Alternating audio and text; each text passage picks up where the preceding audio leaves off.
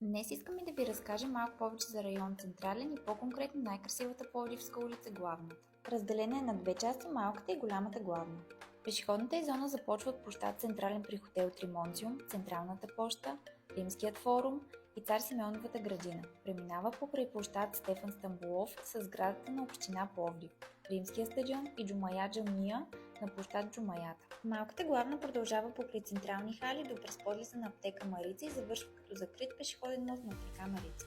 Тя е с обща дължина от километър и 800 метра, което я прави най-дългата пешеходна улица в Европа. Към днешна дата улицата носи името княз Александър Батенберг I, но всички я наричат просто Главната. Разхождайки се по нея може да видите автентичния вид на сградите от различни български епохи. Заведения за хранене също не липсват. Ресторанти, сладоледени къщи, по нея може да откриете всичко, което ви е необходимо. Интересно място за разходка е Капана, квартал на творческите индустрии в сърцето на Пловдив.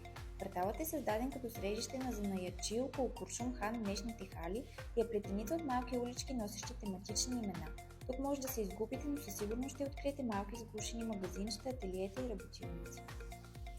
Вече неведнъж сме ви представили имоти на самата Главна. Те са рядкост и предимно се закупуват с инвестиционна цел. Ние разполагаме с оферти в района, които са подходящи и за семейство. За повече предложения може да посетите нашия сайт.